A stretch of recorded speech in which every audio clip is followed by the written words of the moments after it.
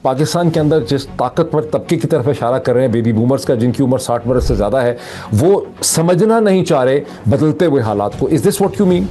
Merit नहीं है। अगर आपको कोई नौकरी लेनी है, आपने सिफारिश लगवानी ही लगवानी है। बिल्कुल ही ना अहल जाहिल आदमी आपसे ऊपर बैठा हुआ, तो आप देखते हो, आप कहते हो मेरी डिग्री का फायदा क्या? फिर देखिए, baby boomers have dictated the economy, right? आप लोग तो अपने लोगों को, अपने वर्कर्स को एक्सप्लॉइट कर रहे हो। 25,000 रुपये की नौकरी पे आप सुबह 8 बजे उनको कोर्ट बुलाते हो और रात को 3-3 बजे आप ऑफिस से उनको छोड़ के वो जा रहे हैं बेचारे। तो पैसे क्या देते हैं? तालीम इदारों का हाल ये है कि हम एजुकेशन तो दे नहीं सकते अपने लोगों को, तो हमें ब्रिटिश एजुकेशन पढ़नी पड़ती है। आपके पास कोई सबूत है कि काले शीशे गाड़ियों को उतारने से आपका क्राइम कम होगा? क्या एक बंदा चोरी करने आता है काले शीशे वाली गाड़ियों में या मोटरसाइकिल पे आता है? ये क्लास एक ऐसी है जो लूटमार करने के लिए पाकिस्तान में बैठी हुई है, उनका अपना कुछ स्टेक पाकिस्तान में नहीं है। एक बंदा जो पार्लियामेंट में बैठा है, वो अपनी लैंड क्रूजर में आता है, बंगले में रहता है, उसके बच्चे बाहर पढ़ते हैं, why does he even care की बेरोजगारी प्रॉब्लम की? गैस नहीं आती, बिजली नहीं आती, रोड नहीं है, बाहर निकलते हैं गड्ढे में गिर जाते हैं, घर में बैठते हैं, पानी नहीं है, कहाँ जाएं? कुछ दिनों पहले किसी ने कहा था कि हम तो टेक ऑफ करने वाले हैं। भाई टेक ऑफ तो बहुत दूर की बात, रनवे कहाँ है? हमें तो रनवे नहीं पता। On a psychological level creativity क्यों नहीं पैदा हो रही? मे बी 30 ईयर्स जब से मैं पैदा हुआ, मैं 4-5 ही नाम सुन रहा हूँ पॉलिटिक्स में, वही घूम फिर के आ जाते हैं वापस। सिविल अनरेस्ट हो जाएगा, मिलिट्री आएगी, लोगों को गोलियों से सबको मार देगी, आधों को तो मार देगी, आधे भाग जाएंगे। तो वो क्यों चाहेंगे कि ऐसा करिकुलम डेवलप हो जिससे कि लोग सोचने लग जाएं? I want to teach how to think, not what to think. इस गवर्नमेंट से आप होपफुल नहीं है? मतलब एक पूरा सिस्टम है इस वक्त, यानी जनरल आसिम मुनीर हैं, शहबाज शरीफ हैं, सरदारी हैं, ये लोग मेन पावर ब्रोकर्स हैं। तो आपका क्या हाल है कि ये सिस्टम पाकिस्तान को कहाँ लेकर जाएगा और इसमें से पाकिस्तान कहाँ निकलेगा? अस्सलाम वालेकुम, this is Moid Pirzada in Washington, United states.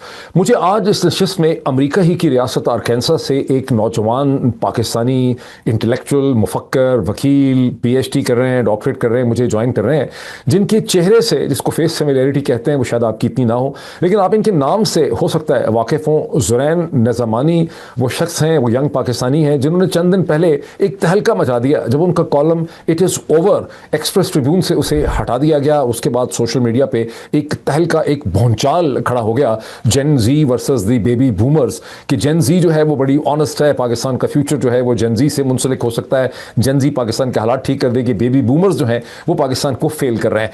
तो ज़ुरैन नज़ामानी से मैं समझना चाहता हूँ कि आखिर जेन जी पे उनका इतना एतमाद क्यों है? आखिर जेनजी क्या बला है, क्या वजह है कि जेनजी जो है वो मुख्तलिफ है? ज़ुरैन, मेरे लिए वक्त निकालने का बहुत शुक्रिया। थैंक यू मोहित साहब, थैंक यू, आपने मुझे इनवाइट किया और मैं यहाँ पे हूँ। I am looking forward to learning a lot from you as well. आपसे बहुत सीखने का मौका मिलेगा, तो थैंक यू फॉर हैविंग नहीं नहीं, ये तो आप ऐसे ही कर रहे हैं। देखिए, आपके कॉलम से तो पता चलता है कि सारी इन्फॉर्मेशन और नॉलेज जो है ना वो जेनजी के पास है। तो मुझे ये बताएं कि ये जेनजी है क्या चीज़ है जो जिस पे आपको इतना एतमाद है? देखिए, जेनजी इसके दो एस्पेक्ट्स हैं, मैंने दो एस्पेक्ट से लिखा था। I tell you the first aspect, वो ये है कि जेनजी रेफर्स टू, ये एक एज थोड़ा सा ग्रुप है करीब जो है आवाज के लिए। जो 1997 से लेके है 2012 तक, if I am not wrong, और उसके बाद जनरेशन अल्फा आती है। तो जनरेशन जी जो है, इसका पहला एस्पेक्ट तो ये कि ये उम्र का एस्पेक्ट है। दूसरा जो है, जिस पे मैंने, मेरे ख्याल से मेरा ज़्यादा एम्फोसिस था लेकिन वो लोगों को समझ नहीं आया, वो था माइंडसेट, जो द वे यू थिंक। आप भले बूमर भी हो सकते हैं, मतलब आप 60-65 साल के करीब हो सकते हैं, लेकिन आपका माइंडसेट जो है वो शायद इतना हो सकता है कि आप यंग लोगों का मसला समझ सकें। So it was more to do with mindset rather than the age itself. तो जेन जी बेसिकली यही वाला है जो इस एज ब्रैकेट में 22 साल से 28 साल के करीब। अच्छा, और माइंडसेट में क्या फर्क है? एक मैं आपको चीज़ क्लियर करूं, कई दफ़ा लोग बड़े मुझसे नाराज़ हो जाते हैं, मेरे देखने वाले, वो कहते हैं कि भाई आप इतना इंटरप्ट क्यों करते हैं, अगले को बोलने क्यों नहीं देते? तो मैंने हमेशा अपने टेलीविजन प्रोग्राम्स में भी लोगों से मैंने कहा कि मैं अगर क्वेश्चन पूछता हूं और आपको लगता है कि आपकी बात मुकम्मल नहीं हुई है तो आप मुझे रोकें, आप कहें कि लेट मी कंप्लीट दिस। तो आपको भी जहां लगे कि आप एक थॉट अपनी कंप्लीट कर रहे हैं और मेरी इंटरप्शन की वजह से आपकी जो फ्लो है आइडियाज़ की वो रुक गई है, तो आप कहें कि डॉक्टर साहब let me complete this. But let me इस क्वेश्चन पर मुझे आने दें कि जब आपने कहा ना कि मसला सिर्फ एज का नहीं है, यानी मुमकिन है कि किसी की उम्र 60 वर्ष से ज़्यादा हो लेकिन उसका माइंडसेट डिफरेंट हो। मैं समझता हूं कि आप ऐसे भी लोग होंगे जो लर्न करते रहते हैं थ्रू आउट द लाइफ और समझते हैं चीज़ों को, लेकिन आप जिस पाकिस्तान के अंदर जिस ताकतवर तबके की तरफ इशारा कर रहे हैं बेबी बूमर्स का, जिनकी उम्र 60 वर्ष से ज़्यादा है, वो समझना नहीं चाह रहे बदलते हुए हालात को। Is this what you mean? This is exactly what I mean, but हमें बड़ा ख्याल करना पड़ेगा। We don't paint everyone with the same brush. देखें, हर जनरेशन में अच्छा बुरा होता है। क्या पता बेबी बूमर्स में भी बहुत अक्लमंद लोग हों, और डेफिनेटली हैं। मैं बहुत लोगों से ऐसों से मिला हूं जो they they have a very different way of thinking. उनकी सोच बहुत अलग है और बहुत मॉडर्नाइज्ड है। And when I mean modernized, लोगों को लगता है मैं बहुत सेकुलरिज्म की तरफ जा रहा हूँ, या फिर मैं ये कह रहा हूँ कि अपने दीन को छोड़ दें। ऐसा बिल्कुल नहीं है। जो वो एज ब्रैकेट है, हमने देखा है कि over the span of 20-30 years, the country has only unfortunately gone downhill. कोई बेहतरी आई नहीं है। अनएम्प्लॉयमेंट रेट पिछले 5 साल में 6% से 8% हो गया। 5.5% था आई बिलीव 2021 में, और अब 8% हो गया है। Similarly that is also the case जब हम डेट्स देखते हैं, हमारा जो जितना हमने उधार लिया है पूरी दुनिया से, उसका भी यही हाल है कि वो अब 80.5 ट्रिलियन डॉलर्स पे। तो बहुत सारी चीज़ें ऐसी है जो हम देखते हैं कि पिछले सालों में कुछ बेहतर हुआ नहीं है। Where do we blame, who do we blame? Obviously collective मसला है। लोगों का भी बड़ा रोल है। गवर्नमेंट सिर्फ अकेले ऑब्वियसली इसमें रिस्पॉन्सिबल नहीं है, सबका रोल है। So obviously when I was talking about the baby boomers, it was the mindset definitely, but I would be very careful कि I don't paint everyone with the same brush. I hope ये जवाब it answers your question. नहीं ठीक है, मतलब कि हम तो एक प्रोवोकेटिव ओपन डिस्कशन कर रहे हैं, वो किसी भी डायरेक्शन में जा सकती है। मैंने तो कोई इसके नोट्स भी नहीं बनाए हुए। आपने इसके शुरू ही का जो आपका ओपनिंग पैराग्राफ है ना, उसमें आपने कहा कि उसका मतलब अंग्रेजी तो मुझे जुमले उसके इस तरह एग्जैक्टली याद नहीं है, लेकिन उसका मतलब यह था कि कोई उम्मीद नहीं है मासा इसके कि यहाँ से निकल के कहीं दौड़ जाओ। मुझे वो मोहसिन हामिद का नॉवल याद आ रहा था, पता नहीं आपने पढ़ा है कि नहीं पढ़ा, चंद साल पहले मैंने पढ़ा था, Exit West something like that. आपने देखा वो? I've heard of it, but I haven't read it. मैंने हाँ, पढ़ा।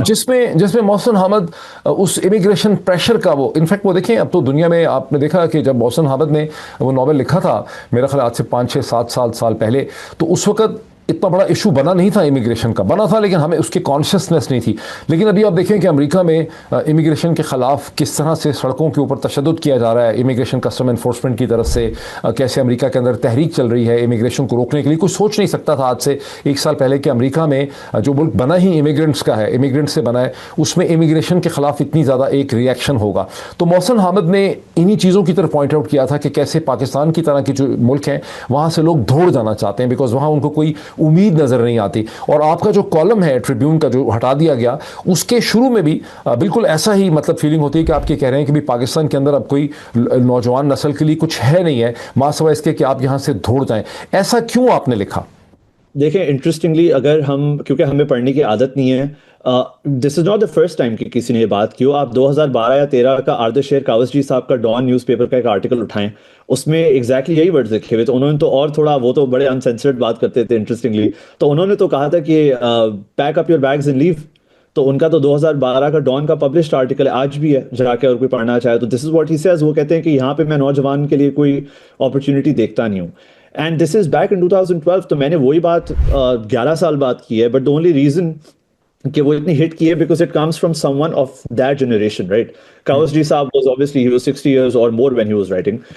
बट जब एक 28 साल का आदमी विद एक्सपीरियंस कह रहा है, क्योंकि देखें मैंने भी मुझे लोग कह रहे हैं आप बाहर से बैठ के बातें कर रहे हैं, मैंने 26 साल गुजारे हैं उस मुल्क में, मुझे प्यार है अपने मुल्क से, तभी हम क्रिटिसाइज करते हैं। But I had the same issues, employment problems, merit नहीं है, अगर आपको कोई नौकरी लेनी है आपने सिफारिश लगवानी ही लगवानी है।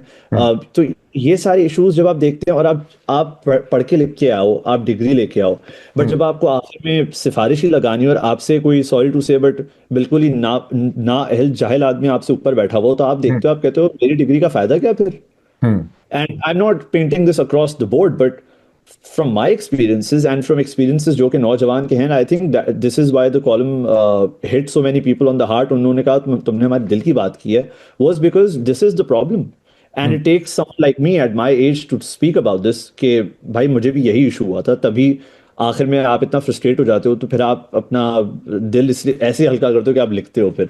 सो I think that is why it hit, because मैंने एक्सपीरियंस से बोला, मेरे साथ यही होता है, इवन आजकल नौजवान के साथ यही हो रहा है मुल्क में। Unemployment rate right now is 45% as of 2025। लेकिन ये जो अनएम्प्लॉयमेंट का रेट है कि जॉब्स हैं ही नहीं है, या मौजूद जॉब्स नहीं है, ये मीनिंगफुल जॉब्स नहीं है, इसके लिए आप बेबी बूमर्स के मेंटल एटीट्यूड को ब्लेम करते हैं, या पाकिस्तान की इकोनॉमी में जान नहीं है, इकोनॉमी के अंदर रिसोर्सेज नहीं है, क्रिएटिविटी नहीं है, क्या है इसके लिए, क्या वजूहात हैं इसकी? देखिए, baby boomers have dictated the economy, right, for so long. वो ही डिक्टेट करें इकोनॉमी। हमारे पास कोई 35-30 साल का बंदा कभी, मुझे नहीं याद, पावर में आया और कोई इतनी मीनिंगफुल मिनिस्ट्री में आया हो कि वो कोई डिफरेंस कर सके। आप अभी कोई भी मिनिस्ट्री उठा लें, पहली बात, उसमें एक्सपर्टीज होंगी नहीं जिस बंदे की जो वो बैठा हुआ है वहां पे। दूसरी बात, उसकी वो उम्र इतनी होगी कि उसको स्नैपचैट पे फिल्टर लगाना नहीं आएगा। I think this is one of the things I spoke in my column as well, कि आपकी पहली रिक्वायरमेंट यही होनी चाहिए कि आप पहले, अगर आपको नौकरी चाहिए आजकल के ज़माने में, तो आप पहले बताएं आपको स्नैपचैट चलाना आता है, आपको इंस्टाग्राम चलाना आता है, आपको रील्स पे कमेंट करना आता है। These our basics. आपको वाईफाई कनेक्ट करना आता है।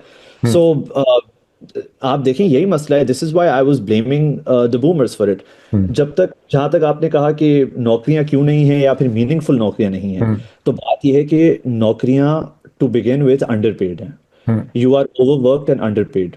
मैंने जितनी नौकरियां की, मैंने बहुत सीखा अपने काम वालों से, जिन जिन जिनसे मैंने काम किया, जिन जिनके साथ मैंने काम किया। मैंने वकालत की।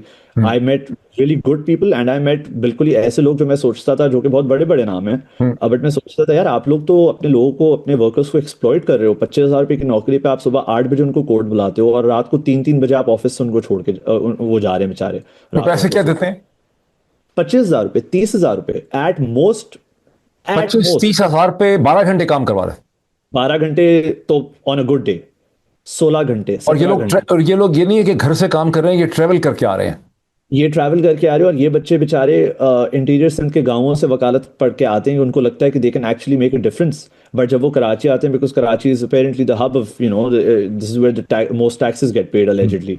तो वो जब बेचारे यहाँ पे आते हैं, उनको एक ड्रीम दिखाया जाता है कि ठीक है, तुम एक बड़ी फर्म में काम करोगे एंड विल, तुम 5 साल काम करो एंड देन तुम्हारे, यू विल रियलाइज कि वकालत में पैसे किस तरह बनते हैं। बट 5 साल सबको यही बेचा जाता है कि 5 साल काम करो, उसके बाद तुम देखो, you will learn law in 5 years, then you will start making money. I worked for more than nearly more than 5 years. कोई फर्क, आपने आप लॉ वही, कहाँ से पढ़ा था? मैंने यूनिवर्सिटी ऑफ लंदन का एक्सटर्नल प्रोग्राम होता है, क्योंकि अनफॉर्चुनेटली हमारे पास तालीम इदारों का, पब्लिक तालीम इदारों का हाल ये है कि हम एजुकेशन तो दे नहीं सकते अपने लोगों को, तो हमें ब्रिटिश एजुकेशन पढ़नी पड़ती। तो मैंने तो university of London external program पढ़ा था, जैबिस्ट जैबिस्ट लेकिन उसके करके। बाद फिर आप अमेरिका भी आए ना मास्टर्स करने के लिए? फिर मैं अमेरिका आया। मैंने 2019 में लॉ की डिग्री ली। फिर मैंने 3 साल वहाँ पे वकालत की। फिर मैं 2022 में यूएस आया मास्टर्स करने, बॉस्टन में, नॉर्थ ईस्टर्न यूनिवर्सिटी में। फिर मैंने 2 साल जब यहाँ पे काम किया, फिर मैंने कहा ठीक है, I was the idealistic person like everyone, कि मैं जाऊँगा वापस और अपने लोगों को सर्व करूंगा। और मैं गया वापस, आई सर्व्ड। मैंने कहा ठीक है, मैं जो सीख के आया हूँ वो मैं आप लोगों को नहीं, सिखाऊंगा। मुझे मैंने मुझे सच्चा सच्चा बताएं, आप यहाँ से वापस सर्व करने के लिए गए या आपको लगा कि पाकिस्तान में ज्यादा बेहतर अपॉर्चुनिटीज होंगी? आई वॉज, बिकॉज मैंने इतना काम किया था, मुझे पता था अपॉर्चुनिटीज नहीं है। मैंने 2000, मैंने अपने नहीं तो वकालत के फिर आप पहले वापस क्यों गए? नहीं, आपने अमेरिका से मास्टर्स कर लिया, वो भी नॉर्थ ईस्टर्न जैसी अच्छी यूनिवर्सिटी से, तो फिर वापस क्यों चले गए? बिकॉज मुझे ये था कि मैं कोई जाके डिफरेंस ला सकता हूँ। मैं लोगों को बेहतरी की तरह, मैं उनको बता सकता हूँ कि अगर आप 12 घंटे में इतना काम कर रहे हो, तो आप 4 घंटे में प्रोडक्टिवली ज्यादा काम कर सकते हो, you know, things like those. But they weren't ready, no one was ready for these ideas. I give you very basic example, और अच्छा मुझे याद आया, मैं क्रिमिनोलॉजी पढ़ के गया। मैंने कहा ठीक है, एविडेंस बेस्ड पॉलिसी मेकिंग करते हैं। ठीक है, अगर हम एक कानून बना रहे हैं या फिर हम लोग कोई चीज़ करें, तो उसके पीछे नंबर्स होने चाहिए, रिसर्च होनी चाहिए। आप भी पाकिस्तान में रहे हैं, आपको पता है, काले शीशे गाड़ियों के जो होते हैं, जो टेंट्स होते हैं, वो उतारे जाते हैं। कहा जाता है कि इनसे क्राइम बढ़ता है। मुझे एक दफ़ा रोका, मेरी गाड़ी के शीशे काले थे, because obviously I had a lot of threats even when back then when I was writing. तो मैंने उनसे पूछा, मैंने कहा आप शीशे तो उतार रहे हैं, टेंट्स उतार रहे हैं काले, लेकिन what evidence do you have to prove कि काले शीशे उतारने से क्राइम कम होगा? Hmm. And they were like sir ये तो हमें नहीं पता, हमें तो ऑर्डर है ऊपर से। मैंने कहा साहब को बुलाओ, उसको बोलो, एक बेवकूफ आदमी पूछ रहा है सवाल कि आपके पास कोई सबूत है कि काले शीशे गाड़ियों को उतारने से आपका क्राइम कम होगा? क्या एक बंदा चोरी करने आता है काले शीशे वाली गाड़ियों में या मोटरसाइकिल पे आता है? हम्म। तो वो कह रहा है आप देखें, हमारा टाइम नहीं खराब करें, आप जाएं, हमारे पास टाइम नहीं आपसे बात करने का। लेकिन वो तो जो सिपाही है वो तो इंप्लीमेंट कर रहा है ना, असल में तो जो पॉलिसी मेकिंग है उस लेवल पे ये एनालिसिस हुआ ही नहीं है कि ज़्यादातर जो लोग क्राइम कर रहे हैं वो काले गाड़ियों और शीशों में नहीं आ रहे हैं। ये एक सिर्फ फिल्मी फीलिंग है, वो एक्चुअली मोटरसाइकिल पे आ रहे हैं और उन्होंने कोविड वाला मास्क लगाया हुआ है, ये खुले मुंह ही आ रहे हैं और उनको फर्क नहीं पड़ता कोई। But see that's the point, policy making कौन कर रहा है? Boomers, right? It's all old people making policy. ये वो बंदा है जो व्हाट्सएप पे मैसेज आता है तो फॉरवर्ड कर देता है, ओ हो बेटा, मैसेज लिखा हुआ है उर्दू में कि आज शहर बंद रहेगा, आगे लिखा हुआ तो जरा है। कौन से जरा है? आप फॉरवर्ड तो करो, आप अच्छा, सोचो इसका किसी का। मतलब, लेकिन देखिए ना, आप इमरान खान जो अडियाला जेल में है वो 74 बरस, वो 74th ईयर में है अभी। डॉक्टर ने कहा है कि उनकी उम्र 74 बरस होने लगी है। नवाज शरीफ साहब की भी इसी किस्म की उम्र है, शहबाज शरीफ साहब की भी इसी किस्म की उम्र है। रिटायर्ड जर्नल आपके अक्सर डिपार्टमेंट्स को हेड कर रहे हैं, उनकी भी लेट 60s की उम्रें हैं। और आपके बहुत से फेडरल सेक्रेटरीज भी बस 60-60 साल की उम्र के हैं सारे, और सारे सियासतदान 70 के पेटे में। तो आप ये कह रहे हैं कि ये जो सारे लोग हैं, चूंकि ये तो खुद ना कंप्यूटर रन करते हैं, ना इंस्टाग्राम हैंडल कर सकते हैं, ना ये तो माइक्रोसॉफ्ट भी नहीं खोल सकते होंगे, ये रिकॉर्डिंग्स भी नहीं कर सकते होंगे, तो इसलिए ये इफेक्टिव डिसीजन मेकिंग नहीं कर सकते, ये समझ नहीं सकते कि नए दौर के तकाजे क्या हैं। देखें अभी आजकल प्रॉब्लम क्या है, अनएम्प्लॉयमेंट। एक बहुत बेसिक एग्जांपल दे रहा हूँ, बेरोजगारी। एक बंदा जो पार्लियामेंट में बैठा है, वो अपनी लैंड क्रूजर में आता है, बंगले में रहता है, उसके बच्चे बाहर पढ़ते हैं, he why does he even care कि बेरोजगारी प्रॉब्लम क्यों है? उसका एक कंसर्न है, मुझे इक्तदार रखना है, मुझे मेक श्योर करना है अगले 5 साल में भी मैं मिनिस्टर बनूं, मुझे मिनिस्ट्री मिले। दे डोंट केयर अबाउट बेरोजगारी, दे डोंट। जब आपको पता ही नहीं है base up ground up problem क्या है, आप कहाँ से एड्रेस करेंगे उसको? And this is one of the biggest things that I saw happen with Zohran Mamdani in New York. वो बेसिक ग्राउंड के प्रॉब्लम्स की बात कर रहा था। एंड्रयू कोमो जो उसके अगेंस्ट खड़ा हुआ था, he was a billionaire. Mamdani ने कहा मेरा मेन जो ऑब्जेक्टिव है, जो मुझे मसला हल करना है, वो है रेंट्स। न्यूयॉर्क सिटी में रेंट बहुत महंगा है, किराया बहुत महंगा है, स्टूडेंट नहीं रह सकता, आम आदमी नहीं रह सकता। And people are like yes exactly this is our problem. Karachi में आज किसी से आप पूछें तुम्हारा प्रॉब्लम क्या है, वो सबसे पहले बोलेगा भाई पानी नहीं आता, गैस नहीं आती, बिजली नहीं आती, रोड नहीं है। बाहर निकलते हैं गड्ढे में गिर जाते हैं, घर में बैठते हैं, पानी नहीं है, कहाँ जाएं? When you haven't suffered from these problems, आप कहाँ से पॉलिसी बनाएंगे? So this is why I say, and you brought up a lot of these examples, Nawaz Sharif, Imran Khan, all of the army generals. When you don't believe in research, आप numbers में believe करते हैं, तो आप कहाँ से policy बनाएंगे? और इफेक्टिव, चले पॉलिसी बना लें आप, इफेक्टिव पॉलिसी बनी नहीं सकती। मैंने लेकिन ये मसला सिर्फ एज माइंडसेट का तो नहीं है ना, बिकॉज इसमें आपने खुद ही तो अपने एक कॉलम के अंदर ये आइडेंटिफाई किया कि भाई अगर आपके बच्चे बाहर हैं, आपने लिखा ना आपके बच्चे बाहर हैं, आपकी प्रॉपर्टी बाहर है, आपके अकाउंट्स बाहर हैं, तो आप इस मुल्क में क्या कर रहे हैं? आप तो फिर इसका मतलब यहाँ सिर्फ लूट मार के लिए बैठे हैं। अब आप देखिए यहाँ के जितने पाकिस्तान के टॉप डिसीजन मेकर्स हैं, उनके बारे में आप सुनते हैं कि उनके या तो दुबई में बहुत ज़्यादा उनके सारे असासे दुबई में, बच्चे अमेरिका के अंदर हैं, ये बरतानिया में है, बैंक अकाउंट्स उनके स्विट्ज़रलैंड में है, यूरोप में है या बरतानिया के अंदर है, लेकिन पाकिस्तान में वो कमाई करने के लिए बैठे हुए हैं। तो इसका मतलब है कि ये सिर्फ कोई माइंडसेट उस तरह का नहीं है कि उनको समझ नहीं आ रही कि कंप्यूटर कैसे चलता है। इनका तो मसला ये है कि ये क्लास एक ऐसी है जो लूटमार करने के लिए पाकिस्तान में बैठी हुई है, उनका अपना कुछ स्टेक पाकिस्तान में नहीं है। हमारे बैंक अकाउंट पाकिस्तान में थे, इन्होंने फ्रीज कर लिए। देखें, the first solution to a problem is accepting that there is a problem, right? If you don't accept that there is a problem, जब आप एक्सेप्ट ही नहीं करेंगे मसला है, तो आप सोल्यूशन नहीं ला सकते। जब हम एक्सेप्ट ही नहीं कर रहे, हमारे पॉलिसी मेकर्स जो ऐवानों में बैठे हुए लोग, वो एक्सेप्ट ही नहीं करते कि प्रॉब्लम है। वो तो कहते हैं पाकिस्तान तो टेक ऑफ करने वाला है। तो कुछ दिनों पहले किसी ने कहा था कि हम तो टेक ऑफ करने वाले हैं। तो मैंने एक आर्टिकल लिखा था, अपेरेंटली वो नहीं पब्लिश हुआ पिछले हफ्ते। मैंने लिखा भाई टेक ऑफ तो बहुत दूर की बात, रनवे कहाँ है? हमें तो रनवे नहीं पता कहाँ है। तो टेक ऑफ बहुत दूर की बात है। सो अगेन, जब हम एक्सेप्ट ही नहीं करें कि प्रॉब्लम है, तो हम सोल्यूशन कहाँ से लाएंगे? और एज यू सेड कि जब स्टेक्स ही नहीं है आपके, जब आपका मुल्क में you have nothing to lose, right? जब आपका कुछ में है ही नहीं। मेरे अभी भी अकाउंट्स वहाँ हैं, अभी तक सीज नहीं हुआ, अल्लाह करे ना हो। मेरे अकाउंट्स वहाँ हैं। आप अभी उस कैटेगरी में नहीं है जिस कैटेगरी में दहशतगर्दों की कैटेगरी में allegedly, right? So मेरी सारी चीजें वहाँ हैं। सो स्टेक्स जब आपके होते हैं, अभी आप देखें ना, pick up an example of any chief justice, former chief justice of Pakistan. कितने पाकिस्तान में अभी, कितने वहाँ पे बैठे हैं? कोई? एवरीवन। साकिब निसार साहब तो पाकिस्तान में, वो पाकिस्तान में है, वो आते हैं एवरी नाउ एंड देन, वो अपनी अपीयरेंस देते हैं। बट खोसा साहब कहाँ पे है? But you see the pattern, people eventually leave.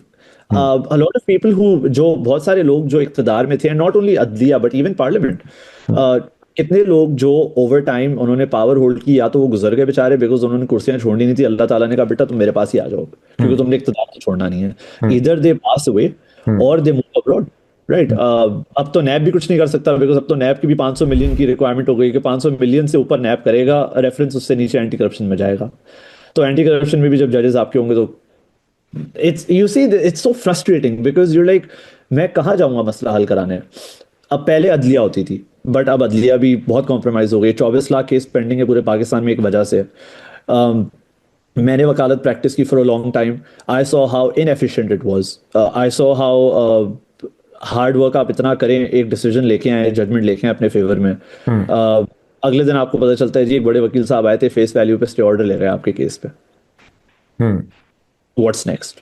Nothing. आपकी अपील कभी लगेगी नहीं, फिक्स ही नहीं होगी केस में, आप अच्छा, बैठेंगे। मुझे एक बात बताएं कि पाकिस्तान में शायद 2 लाख के करीब डॉक्टर होंगे जो फिजिशियंस हैं, रजिस्टर्ड फिजिशियंस हैं, और पाकिस्तान में शायद 2 लाख से ज़्यादा वकील भी होंगे, 2-2.5 लाख। डॉक्टर्स का ने कोई बहुत ज़्यादा साइंस में कंट्रीब्यूट नहीं किया, ज़्यादातर प्रैक्टिसिंग फिजिशियन ही हैं, और जो पढ़ाते भी हैं मेडिकल कॉलेज के अंदर वो भी बुनियादी तौर पर प्रैक्टिसिंग फिजिशियन ही हैं। उनके पास प्रोफेसर वगैरह का टाइटल है, वो कोई रिसर्च नहीं करते उसके अंदर, कोई पब्लिकेशंस उनकी नहीं होती हैं। अच्छा, लेकिन वहाँ तक मुझे समझता है कि वो किसी हद तक उनको आप इसलिए माफ़ कर सकते हैं कि मेडिकल साइंस के अंदर या इंजीनियरिंग में या आईटी में इंफॉर्मेशन करने के लिए जिस किस्म के रिसोर्सेज चाहिए, सरमाया चाहिए, इंस्टीट्यूशंस चाहिए, उसका बिल्डअप चाहिए, वो मुश्किल है। लेकिन कानून में जो है एक किसी मुल्क और माशरे की जूरिस्प्रूडेंस को डेवलप करने के लिए आपको उस किस्म के टेक्नोलॉजिकल रिसोर्सेज नहीं चाहिए, सरमाया नहीं चाहिए, आपको सिर्फ एक क्रिएटिव माइंडसेट चाहिए। पाकिस्तान में वकला जितने भी हैं वो या तो ज़मानत की, या इसे कहते हैं, जिस कहते हैं ना ज़मानत की, या क्या कहते हैं, 2-3 चीज़ों की मेरा ख्याल है इनकी है। एक स्टे ऑर्डर की, ज़्यादातर जो वकील आपके प्रैक्टिस करते हैं शहरों में वो या ज़मानत की करते हैं या स्टे ऑर्डर की उनकी प्रैक्टिस होती है, ठीक है, केसेस को लटकाने। ऐसा ही है। पाकिस्तान में 80 बरस में ऐसे वकील तो बहुत आए हैं ज़ुरैन, जिन्होंने करोड़ों रुपए की प्रैक्टिस की है। ऐसे बहुत लोग होंगे जो हर केस के करोड़ों रुपए लेते हैं इस वक्त, लेकिन ऐसे कोई वकील नहीं है जिन्होंने कानून की बेसिक सेंस के ऊपर किताबें लिखी हों, उन्होंने लॉ स्कूल्स में पढ़ाया हो, उन्होंने कोई पेपर पब्लिश किए हों, या उन्होंने पाकिस्तान के मखसूस हालात के अंदर कोई लीगल क्रिएटिविटी शो। इसकी क्या वजह है? देखें, क्रिएटिविटी तब आएगी जब ओपन डिबेट होगी। क्रिएटिविटी तब आएगी जब ओपन इंटेलेक्चुअल डिस्कोर्स होगा। हमने तो क्रिटिसिज्म को क्रिमिनलाइज कर दिया। हमने कहा है, अगर आपने सवाल पूछा तो जुर्म है। तो I think that answers the last part of your question कि हम क्रिएटिविटी क्यों नहीं कर पाते, क्योंकि अगर आप सवाल उठाएंगे तो वो जुर्म हो गया है पैका के अंडर, तो सवाल तो उठा ही नहीं सकते। आइंस्टाइन कहता था the first stage to development is questioning, answering question, asking questions. तो हम तो सवाल ही नहीं उठा सकते, अब तो क्रिएटिविटी तो बिल्कुल ही खत्म। हमने जूरिस्ट क्यों नहीं प्रोड्यूस किया, that is a very good question. देखें, हमने इसलिए जूरिस्ट प्रोड्यूस नहीं किया बिकॉज हमने कभी वो स्पेस ही नहीं दी इंटेलेक्चुअल डेवलपमेंट के लिए। और क्यों नहीं दी? बिकॉज हम कहते हैं एक फिक्स्ड फॉर्मेट है, इस फॉर्मेट पे पिटिशन बनानी है, इस फॉर्मेट पे उसको जाके फाइल करना है, स्टे लेना है, उसके बाद फाइल दबवा देनी है। It is all monetary, there is nothing to learn in this. मैंने बहुत दफ़ा अपनी पिटिशंस जो मैं ड्राफ्ट करता था, मैं उसके टेम्पलेट्स में अलग फॉर्मेट यूज़ करता था। मैंने कहा ये फॉर्मेट तो कानूनी नहीं है, ये तो प्रैक्टिस है, I can change it up. कहते नहीं नहीं जज साहब जो है वो एक्सेप्ट नहीं, एडमिट नहीं करेंगे, इसका पिटिशन का फॉर्मेट ये रखो। I give you another example why there is no development legal profession में, specially jurisprudence wise. Limitation act एक कानून है हमारे पास, और एक सिंध लैंड रेवेन्यू एक्ट है। सिंध लैंड रेवेन्यू एक्ट कहता है कि अगर आपका खाते में नाम अपडेट हुआ हुआ है और उस खाते को आप, it is out of dispute, उस खाते में आपका नाम है, ज़मीन आपकी है, सो फार सो गुड। बट अगर कल को कोई 50, 60, 70, 80 साल बाद भी आके बोले ना ये ज़मीन इसकी नहीं है, all he has to do is dispute the entry in the khata, जो फॉर्म भी है, पता नहीं क्या कहलाता है। आपको खाते में सिर्फ बंदे की डिस्प्यूट करनी है एंट्री, की ये ज़मीन इसकी नहीं है, दैट इज इट।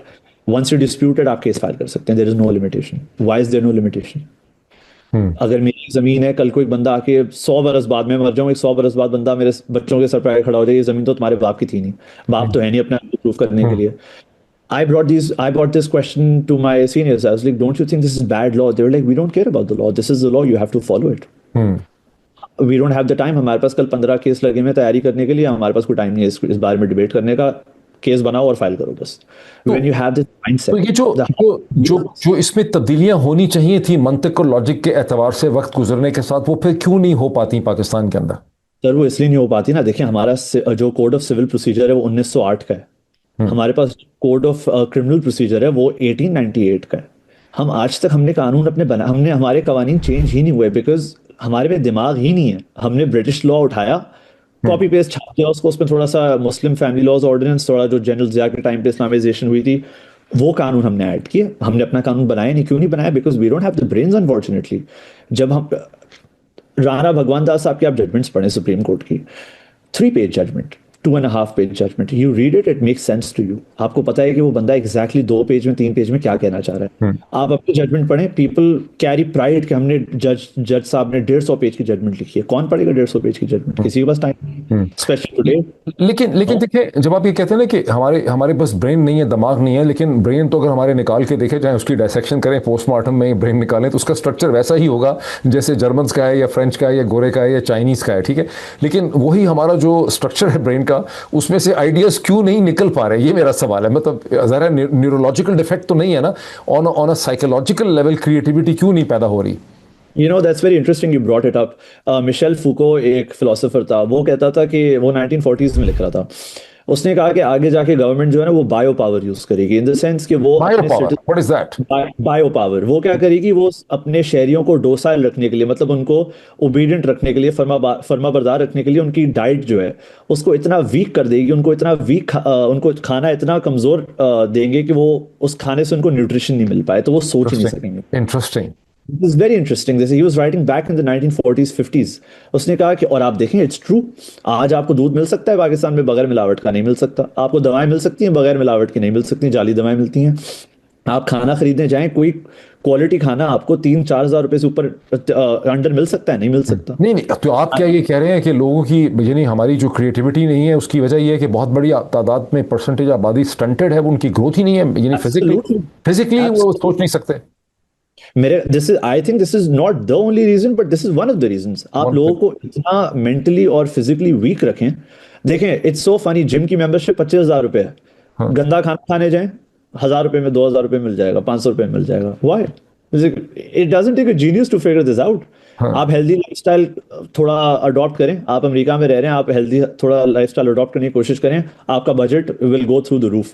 आप मैकडॉनल्ड्स खाएं रोज, सस्ता है, पाकिस्तान में भी यही है। आप हेल्दी खाना खाने की कोशिश करें, सैलेड खाएं, सैलेड पत्ते खाना महंगा है, गोश्त भले खराब क्वालिटी होगा, सस्ता मिलेगा, बिकॉज यू कीप पीपल। लेकिन एक बहुत बड़ी वजह तो ये भी हो सकती है ना कि समाजी एतबार से जो माशरा है उसके अंदर मुख्तलिफ जगहों पे सोच की, जैसे आपने शुरू में कहा, कदगने भी हैं, मज़हब की ख़ास किस्म की तशरीह भी है। खाली ऐसा नहीं है कि जर्नैल साहिबान बैठे हुए हैं, मतलब मौलवी हजरात और जो मजहबी रहनुमा, जिनको मजहबी रहनुमा कहा जाता है, वो ज़्यादातर सिर्फ थियोलॉजी पढ़ के आए हुए हैं।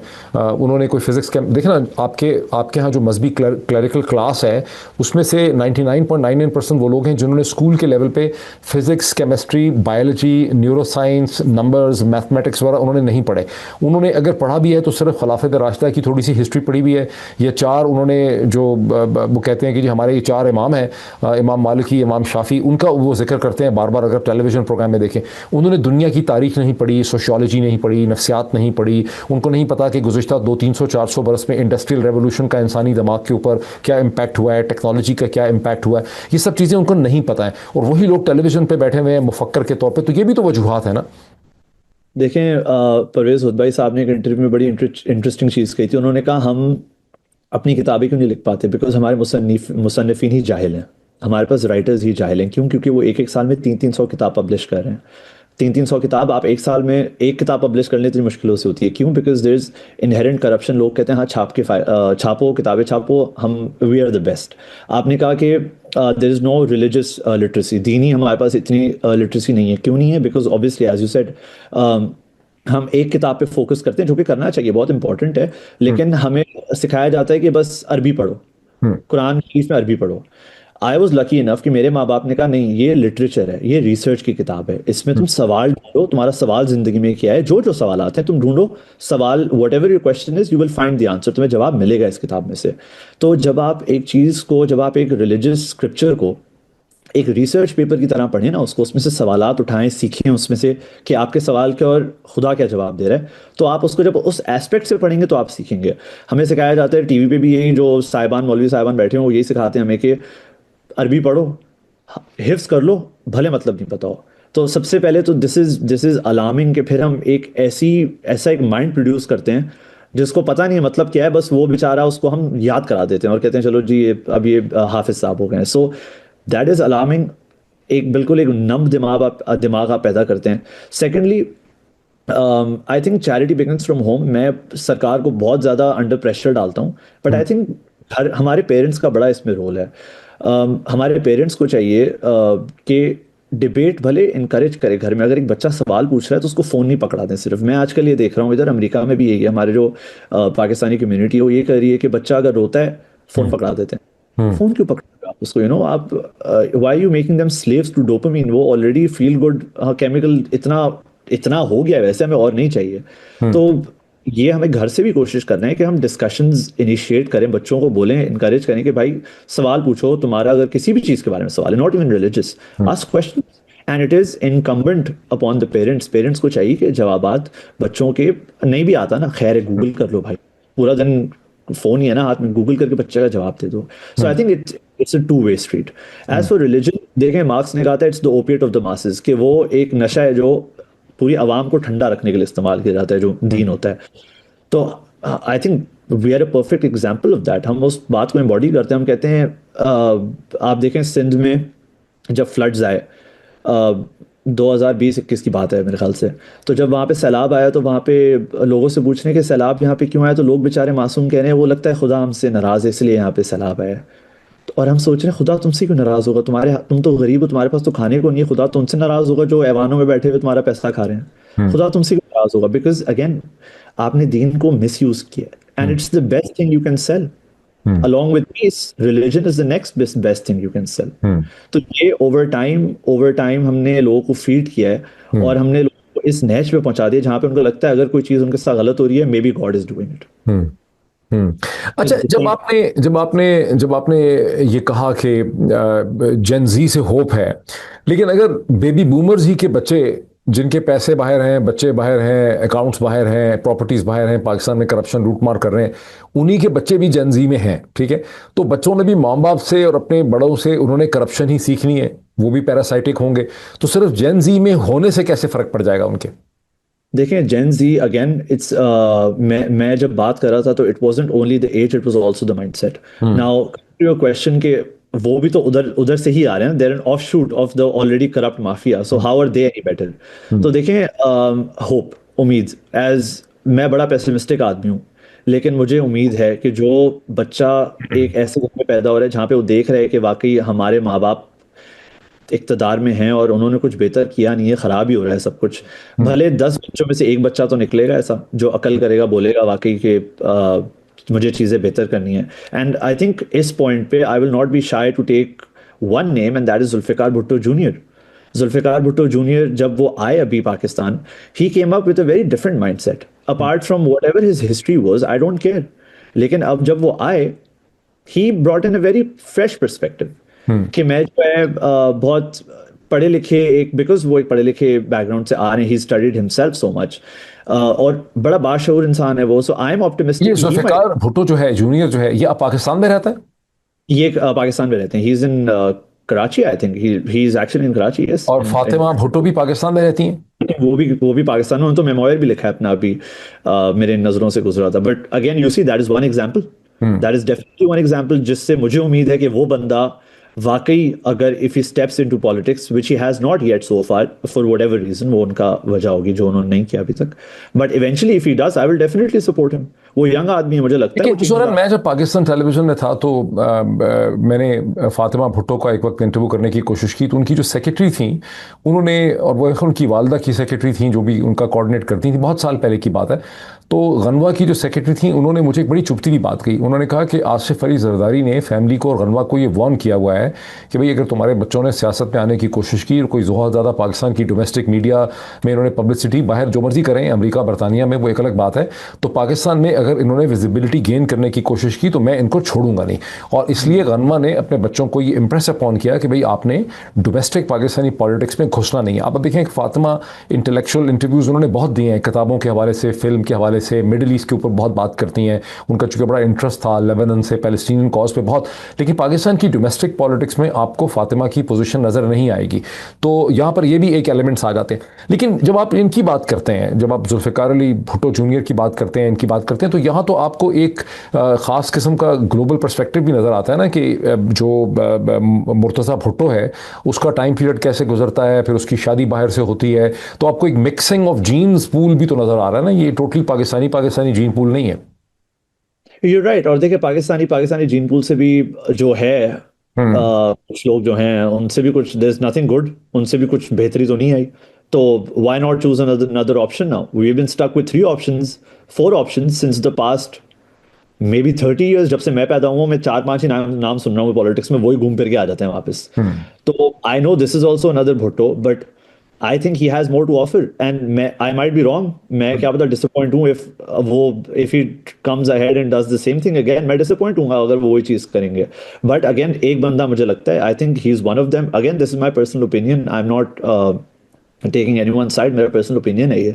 मुझे लगता है वो एक यंग आदमी है जिसमें मुझे वाकई पोटेंशियल दिखता है, बिकॉज उसका इंटरनेशनल एक्सपोजर इतना रहा है। Yes there is mixing of genes, yes he might disappoint in the end, but what, हम Pakistanis we are short for options. क्या ऑप्शन है हमारे पास? लेकिन मुझे ये लगता है ना कि ये जुल्फ़िकार अली भुट्टो जूनियर जो है ये एक एक्सेप्शनल कैरेक्टर है, ये नॉर्म नहीं है। मतलब आप इसको ये नहीं कह सकते कि चूंकि वो इसलिए बहुत इंटेलिजेंट है या वेल रेड है या वेल ट्रेवल्ड है, ये इसलिए डिफरेंट है कि वो यंगर है। बिकॉज मैं तो देख रहा हूँ कि पाकिस्तान की इस्टेब्लिशमेंट ने बहुत से यंग वीलॉगर्स और यूट्यूबर्स भी पाल लिए हैं। मतलब वो सारे के सारे मुनाफिकाना बात कर रहे हैं, बच्चों को बेवकूफ़ बना रहे हैं। कभी कोई अब एक आध बात मार्क्स की कर दी, एक लेनिन की कर दी, एक इकबाल की कर दी, मिक्स करके अल्टीमेटली वही नैरेटिव शेप किया जो पाकिस्तान की इस्टेब्लिशमेंट को चाहिए। और वो तो कोई, अब देखें ऐसे यंग टेलीविजन एंकर पर्सन भी हैं जिनको उन्होंने खड़ा किया हुआ है, वो भी वही पॉलिटिक्स चला रहे हैं, वो वही बातें कर रहे हैं जो अच्छी अच्छी बातें आप चाहते हैं। यानी वो नौजवान नस्ल की बात कर रहे हैं, वो डिफरेंट जनरेशन की बात कर रहे हैं, वो डायनेस्टीज़ के खिलाफ बात कर रहे हैं, लेकिन पीछे उनकी जो मैसेजिंग है वो इसेंशली इस्टेब्लिशमेंट कंट्रोल करप्शन है।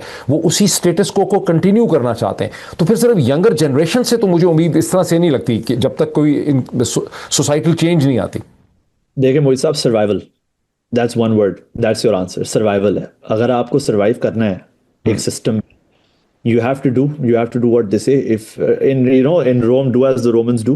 तो इट्स सैड, दुख वाली बात है, लेकिन सर्वाइवल उनका वो नहीं कर सकते कुछ। मैं और आप यहाँ पे बैठ के बातें कर सकते हैं, बिकॉज हम प्रॉबेबली एक ऐसे मुल्क में हैं जहाँ पे हम फ्रीडम ऑफ स्पीच कुछ प्रैक्टिस कर सकते हैं, इजहार राय हमारा कुछ है अवेलेबल हमारे पास। लेकिन वो लोग जो यंग व्लॉगर्स आपने मेंशन किया और जो जर्नलिस्ट्स हैं, they don't have an option. उनका सर्वाइवल है, वो अगर ये नहीं करेंगे वो खाएंगे कहाँ से सुबह? They don't have a choice.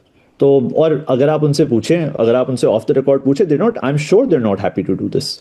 But अगर क्या पता, अगर मैं वहाँ पे होता तो क्या पता मुझे भी इवेंचुअली इसी सिचुएशन में डाला जाता। मेरे पे प्रेशर्स होते जहाँ पे मैं कहता हाँ ठीक है भाई, मेरे घर पे माँ बाप हैं, मेरा भाई है, मेरे इवेंचुअली घर वाले होंगे, तो I cannot go against the state, obviously. If whatever they're फिर ज़ुरान, अगर जो जो तबके, जो पाकिस्तान के जो तबके हैं, call it establishment, call it clergy, call it political class, अगर उनका इस किस्म का स्ट्रेंगल होल्ड है लोगों के सोचने के ऊपर या लोगों की ज़रिया माश के ऊपर कि जॉब्स भी आपको उन्हीं से मिलेंगी, अगर आपको सबसे पहले तो आपको सिक्योरिटी ही नहीं है, अगर आप उनके साथ कॉपरेट नहीं करते तो आपका ज़िंदा रहना, आपका पनपना, आपका आज़ाद रहना जो है वो मुश्किल है। ठीक है, तो आपको अगर ये हालात हो चुके हैं पाकिस्तान में, तो फिर पाकिस्तानी जो 250 मिलियन 25 करोड़ पाकिस्तानी हैं, वो अपने मुस्तकबिल को कैसे डिफाइन करेंगे अगर एक छोटी सी 1-2% क्लास जो है वो उनके माइंड्स को भी कंट्रोल करती है, कभी मज़हब के नाम पे, कभी हिंदुस्तान के नाम पे, कभी नेशनल सिक्योरिटी, कभी दहशतगर्दी, कभी किसी और चीज़ में, कभी शर्म हया के नाम पे, कभी ब्लास्फेमी के नाम पे, तो वो सब उसको कंट्रोल करती है। तो फिर ग्रोथ कैसे होगी? मैं आपको बताऊं क्या होगा। स्टूडेंट्स निकालेंगे प्रो डेमोक्रेसी मार्च, फर्स्ट स्टेप। प्रो डेमोक्रेसी मार्च निकलेगा, हजारों में, 100 या 1000 में बच्चा निकलेगा, वो एक प्रो डेमोक्रेसी मार्च करेगा, बोलेगा गवर्नमेंट करप्शन खराब करो, ख़त्म करो करप्शन। उसके बाद 2-3 दिन वो वहाँ प्रोटेस्ट करेंगे हज़ारों की तादाद में। फिर सिविल अनरेस्ट हो जाएगा, मिलिट्री आएगी, लोगों को गोलियों से सबको मार देगी, आधों को तो मार देगी, आधे भाग जाएंगे। फिर गवर्नमेंट कहेगी कि आप इनके जनाजे भी नहीं पढ़ा सकते बिकॉज ये गद्दार थे। और फिर ये तो एक दफ़ा हो चुका है ना, 26 नवंबर को ये हो चुका है। मैं 1989 की बात कर रहा हूँ, द टिएनमेन स्क्वायर मैसेकर बीजिंग में हुआ था, चाइना में। अगेन हमें ये चीज़ें पढ़ाई नहीं जाती बिकॉज ऑब्वियसली नैरेटिव। ये बीजिंग में हुआ था 1989 में, टिएनमेन स्क्वायर मैसेकर कहलाता है, जहाँ पे बच्चों ने, स्टूडेंट लेड प्रोटेस्ट था वो, और वो लोग निकले, उन्होंने प्रोटेस्ट किया। हज़ारों की तादाद में स्टूडेंट्स के अलावा वर्कर्स भी निकले, लोग, people of every age group निकले। इवेंचुअली गवर्नमेंट ने रियलाइज़ किया कि भाई ये तो काम ख़राब हो रहा है, मिलिट्री को बुलाओ, मिलिट्री आई, लोगों को मारा। The numbers today, even today, are unestimated कितना बंदा मरा, लेकिन कहा जाता है 300 से 400 स्टूडेंट मरा। उसके बाद कम से कम भी हंड्रेड्स में थे, हंड्रेड्स में थे, डेफिनेटली डेफिनेटली। उसके बाद किसी को बरियल का भी चांस नहीं दिया गया because the state labelled them as traitors. उन्होंने कहा ये तो गद्दार हैं जी, ये तो सरकार के सिस्टम के खिलाफ खड़े हुए थे। They were challenging the rate of the state and they were labelled as traitors and that was it. But eventually then China realized okay this was wrong. Years later, I think 20 or 30 years later, they recognized it as a formal massacre. But even today it's a taboo subject. तो अगर आप you see the नहीं तो but ये जो आप example देते हैं इसको पाकिस्तान से कैसे जोड़ते हैं? आपने कहा मैं बताता हूँ क्या होता है, तो ये कैसे फिट होती है पाकिस्तान में? because what is the next alternative? Do you think कोई 50-year-old या 40-year-old घर से निकलेगा, इनिशिएट करेगा? नहीं, वो आपने लोगों को पेटी इश्यूज में फंसाया हुआ है। There is a reason why 30 to 60% of the Gen Z right now in Pakistan has high depression rates. Did you know that? That's actually a statistic. 30 to 60% of the Gen Z right now in Pakistan has been diagnosed with clinical depression. And this is out on, मैं अपनी तरफ से नहीं कर रहा, ये numbers quote कर रहा हूँ मैं इंटरनेट से उठा के। और आप old people cannot bring a revolution because आपने generally लोगों को petty issues में फंसाया हुआ है, right? बिजली नहीं है, पानी नहीं है, गैस नहीं है, रोड नहीं लेकिन है। आप देखिए ना, आपने ये कहा कि फिर वो होगा, फिर आपने टेनमेंट स्क्वायर की एग्जांपल दे दी, लेकिन टेनमेंट स्क्वायर में तो जो यूथ का, स्टूडेंट्स का रेवोल्यूशन था वो फेल हो गया। जब रेड आर्मी उन्होंने बुला ली, चाइनीज PLA बुला ली, पीपल लिबरेशन आर्मी बुला ली उन्होंने, तो उन्होंने उस पर क्रैकडाउन कर दिया। तो ये इस एग्जाम्पल से तो सिर्फ एक डिसअपॉइंटमेंट सी फीलिंग होती है ना, इसमें तो ऐसा लगता है कि फिर कुछ नहीं होगा। होप का इसमें होप नहीं नजर आ रही। बट देखे ना, फिर 30 साल बाद उन्होंने रियलाइज किया कि ये एक मैसेकर था और ये लोग जो बच्चे कर रहे थे इनका मैसेज वाज बिल्कुल सही मैसेज था इनका। ये कोई अनरेस्ट नहीं कर रहे थे, इनमें से कोई गद्दार नहीं था, ये अपने हुकूक के लिए खड़े हुए थे, वो अपने मुल्क के लिए खड़े हुए थे। तो 30 years down the line obviously they realise कि हमें ये नहीं करना चाहिए था। And eventually now obviously China is it's a very different economy, it has a very different government in itself. But my point here is, देखिए चेंज एक दिन में नहीं आता और एक बंदे के मरने से नहीं आता, सालों साल में आता है, 30-40 साल में आता है, काउंटलेस लाइव्स लॉस्ट उसके बाद आता है। So what is the alternate to bring change? Courts में तो अब तो कुछ नहीं है, at least as far as I am concern. जितना जुडिशरी कॉम्प्रोमाइज हो गई, I don't think there is anything in the courts. फिर आप कहाँ जाएंगे अपने हक लेने? फिर आप रोड पे निकलेंगे obviously, there is no other alternative. Do I see a revolution? I don't know. मैं बहुत ही लेकिन ये तो सब पाकिस्तानी कहते हैं ना कि आवाम सड़कों पे निकल आए तो फिर यानी रेवोल्यूशन आ जाएगा। लेकिन जो रेवोल्यूशन या कोई बहुत बड़ी तब्दीली है वो क्या महज लोगों के सड़कों पे निकलने या तोड़ फोड़ करने से होती है, या उसके पीछे कोई आइडियाज़ होते हैं? फॉर इंस्टेंस जब मैं देखता हूँ इंसानी तारीख में, तो मुझे तो कुछ तकरीबन 4 किस्म के बड़े रेवोल्यूशन नज़र आते हैं। एक अमेरिकन जो रेवोल्यूशन है अगेंस्ट द ब्रिटिश, जब उन्होंने कहा कि हमें बादशाह नहीं चाहिए, हमें, हालांकि वो भी अंग्रेज़ थे, गोरे थे, अंग्रेज़ थे, और बादशाह भी अंग्रेज़ था, लेकिन उन्होंने कहा कि नो किंग, जो एक नया जो एक पूरा तब्दीली आई जहन की, कहा था कि हमें बादशाह नहीं चाहिए। So they created a system minus the king, जो प्रेसिडेंसी का सिस्टम है। फिर फ्रेंच रेवोल्यूशन है, फिर उसके बाद इसे कहते हैं सोवियत रेवोल्यूशन है, फिर चाइनीज़ है जो सोवियत का ही एक तरह से कॉपी है, और फिर आप कह सकते हैं कि ईरान का जो रेवोल्यूशन था, लेकिन आई एम नॉट श्योर कि वो उस कैटेगरी में फॉल करता है जिस कैटेगरी में फ्रेंच रेवोल्यूशन या सोवियत रेवोल्यूशन फॉल करते हैं। इसके अलावा तो कोई रेवोल्यूशन मुझे नज़र नहीं आ रहे दुनिया में। अगर आपको कोई नज़र आते हैं मुझे बताएं, किसको आप? बांग्लादेश रेवोल्यूशन इन रिसेंट, मतलब मैं जिंदा था जब ये हुआ, जो बांग्लादेश में रेवोल्यूशन आई, 71 का या अभी का? अभी वाला, शेख हसीना वाला, you know, that was something not a complete revolution. अभी भी बांग्लादेश में बहुत अनरेस्ट है, लेकिन देखिए रोड पे निकलने से मेरा नहीं ख्याल कोई फर्क आएगा। It is about the ideas, as you said, you can kill a man but you can not kill his ideas. जब तक आप ये नहीं समझेंगे कि आपको सरहद पे भेजा जाता है लड़ने के लिए, जबकि जो आपको भेजता है सरहद पे लड़ने के लिए वो खुद उस सरहद को क्रॉस करता है छुट्टी मनाने के लिए, he goes there for vacation. जब तक आप ये नहीं समझेंगे कि they only send the poor, सिर्फ गरीब को भेजा जाता है लड़ने के लिए, अमीर आदमी ऐसी डेस्क के पीछे बैठा हुआ होता है, उसका कोई लेना देना नहीं होता मरने से या मारने से, ही ओनली कॉज द शॉट्स। जब तक आप ये नहीं समझेंगे कि आपको यूज़ किया जा रहा है, जब तक आप ये नहीं समझेंगे कि आपके your body is just a product for the government, for the system in general, and I mean this across the board for any कैसे समझेंगे? देखें again, for the young people मेरे ख्याल से एक ही हल है, और वो ये है कि आप आपस में बात करें इस बारे में, पॉलिटिकल लिटरेसी लाएं। मैंने अपनी एक वीडियो में कहा था, पिछली वाली में मैंने कहा था कि देखें पॉलिटिकल साइंस का जो सब्जेक्ट है वो हार्डकोर बच्चों को ना पढ़ाएं, बट क्लास 7 या 8 में पॉलिटिकल साइंस इंट्रोड्यूस करें। अब देखिए जो डैमेज हो गया वो तो हो गया, उसको तो हम रिवर्स नहीं कर सकते। जो जनरेशनल टर्नओवर है उधर से फर्क आएगा, और वो जनरेशनल टर्नओवर शायद मैं भी नहीं हूँगा देखने के लिए, बट मेरी जो नस्लें आगे आएंगी वो देखेंगी। तो वो किस तरह होगा कि आप बच्चों को क्लास 7 या 8 में से ही उनको पॉलिटिकल लिटरेसी दें, उनको बताएं, डिफरेंट आइडियाज़ दिखाएं, उनको बताएं ट्राइकोटमी ऑफ पावर्स क्या होता है, कि स्टेट में 3 अलग अलग चीज़ होती है, लेजिस्लेचर होता है, एग्जीक्यूटिव होती है, जुडिशरी होती है। उनको बताएं कि ये तीनों आपस में अलग अलग होते हैं। उनको ये कॉन्सेप्ट समझाएं कि power corrupts and absolute power, power corrupts absolutely, कि पावर अगर आप एक जगह बहुत कॉन्सेंट्रेट करेंगे, अगर वो एक पावर करप्ट होगी तो हर चीज़ करप्ट हो जाएगी। You introduce kids with these little but things. ये सब कुछ कौन करेगा और क्यों करेगा? मतलब अगर पाकिस्तान पे ऐसी क्लासेस का कंट्रोल है जिनके इंटरेस्ट में ये नहीं है कि लोग चीज़ों को समझ सकें, और वो चाहते हैं कि आवाम या नौजवान नस्ल जो है वो ज़्यादा माइंड उसका डेवलप ना हो सके, तो वो क्यों चाहेंगे कि ऐसा करिकुलम डेवलप हो जिससे कि लोग सोचने लग जाएं? देखिए करिकुलम तो वैसे ही नहीं डेवलप कर सकती ना सरकार। पब्लिक जो स्कूल्स हैं दे आर नॉन एग्जिस्टेंट। तो जो प्राइवेट स्कूल्स हैं, may be they one day wake up and realise कि अभी जो पढ़ाई के नाम पे फैक्ट्रियां बना रहे हैं हमने स्कूल तो नहीं बनाए। प्राइवेट भी जो हैं, मैं काफ़ी स्कूलों में मैंने पढ़ाया पाकिस्तान में, those art schools, their factories. वो एक एक ही किताब से एक ही चीज़ पढ़ के सिखाते हैं बच्चे को, और कहते हैं बेटा कोई सवाल नहीं पूछना, क्योंकि जब आप क्लास में एंटर होते हैं तो एक हिटलर खड़ा हुआ होता है जो आपको सिर्फ कहते हैं कि येस और नो में जवाब देना है, बाकी कोई सवाल ही नहीं पूछना। तो I think the first change is going to come through the teachers, जो प्रोफेसर्स है पाकिस्तान में जितने भी हैं। I don't know the numbers, but teachers number one are going to bring the biggest change in my opinion. अगर आपके असातिज़ा ये समझ गए कि हमें बच्चे को बहुत एक क्रिटिकली, एक तनकीदी सोच देनी है, क्रिटिकल थिंकिंग देनी है, जो एक टर्म बहुत ज़्यादा थ्रो की जाती है क्रिटिकल थिंकिंग, मतलब तनकीदी सोच देनी है कि वो हर चीज़ में सवाल उठाए कि अगर ये एक चीज़ है तो क्यों है। तो आई थिंक नंबर वन वो है। Number two, I think the change will come from home. माँ बाप पे एक बहुत बड़ी रिस्पॉन्सिबिलिटी है कि अपने बच्चों को इनकरेज करें कि यार तुम लोग अपने सिचुएशनल अवेयरनेस के बारे में सीखो कि तुम लोगों के आगे पीछे क्या हो रहा है। ज़िंदगी सिर्फ ये नहीं है कि 9 to 5 नौकरी की, शाम को बीवी के साथ बैठे, रात को दोस्तों के साथ ढाबे पे चाय पी और घर चले गए। That is not what life is. हम बहुत इनकरेज करते हैं कि शादी कर लो और ये कर लो, that is definitely one of the goals of life, but that is not the only goal of life.